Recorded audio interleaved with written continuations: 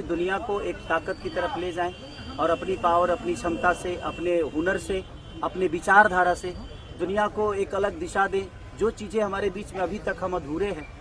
मैं हमेशा कोशिश यही रहा है कि जिस तरह मैं मुंबई शहर में रह के अपने बच्चों का परवरिश कर रहा हूँ, अच्छे स्कूल दे रहा हूँ, अच्छे अस्पताल दे रहा हूँ, उसी तरह हमारे बिहार के बच्चों का भी भविष्य हमारे बच्चों की तरह तय हो और हमारे बच्चों को बाहर गाँव ना जाना पड़े। और उस विचारधारा में हमेशा भैया आगे रहे हैं और आप लोगों ने 17 महीने में इनका कारनामा देख ही लिया था।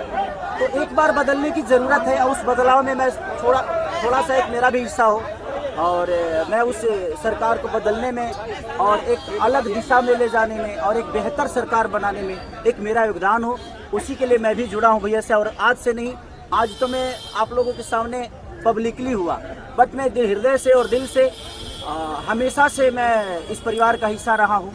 और हिस्सा ही नहीं बल्कि एक परिवार का बेटा भी हूँ। मैं एक छोटा बेटा की तरह हमेशा प्रयास रहा हूँ और चाचा का आशीर्वाद हमेशा मुझे मिला है, राबड़ी माता का आशीर्वाद मिला है, दीदी का मिला है, भैया का मिला है, बल्कि इस समाज के और इस परिवार से जो मुझे प्यार मिला है, शायद वो मुझे बाकी जगह मिले या ना मिले, उससे मुझे कोई फ़र्क भी नहीं पड़ता। बट मैं हमेशा प्रयास करता हूँ कि एक बेहतर दिशा में जो चीज़ें चल रही है, आज आप सब लोग बदलाव चाहते हैं, मैं ही नहीं, मुझे लगता है कि पूरा बिहार बदलाव चाहता है और उस बदलाव में एक मेरा भी योगदान हो, इसीलिए इस बदलाव के साथ मैं भी जुड़ा हूँ। ऐसा इन्होंने कहा कि कोई एमएलए मुख्यमंत्री और सरकार बनाने की बात नहीं है, बल्कि हम लोगों को बिहार बनाने का काम करना है और हम लोग नए सोच के हैं, नया बिहार बनाना है। पढ़ाई, दवाई, कमाई, सिंचाई, सुनवाई और कार्रवाई वाली सरकार, एक ऐसा बिहार बनाए जो पलायन मुक्त हो, बेरोजगारी जो है जड़ से समाप्त हो, महंगाई गरीबी खत्म हो, कारखाने लगे, निवेश आए, उद्योग आए, शिक्षा चिकित्सा व्यवस्था जो है बेहतर हो। और मुझे बड़ी खुशी है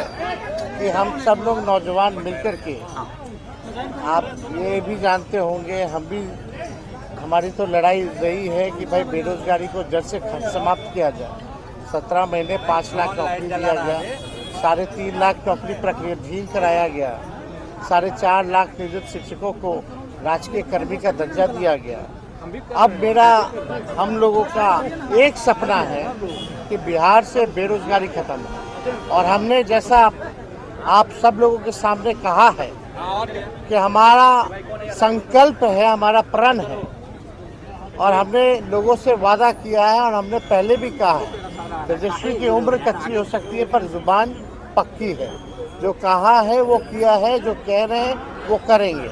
और हम सब लोग मिलकर के नया सरकार तो बनाएंगे ही बनाएंगे। और 14 नवंबर के बाद से हम आपको बता दें कि 20 दिनों के अंदर एक कानून बनाया जाएगा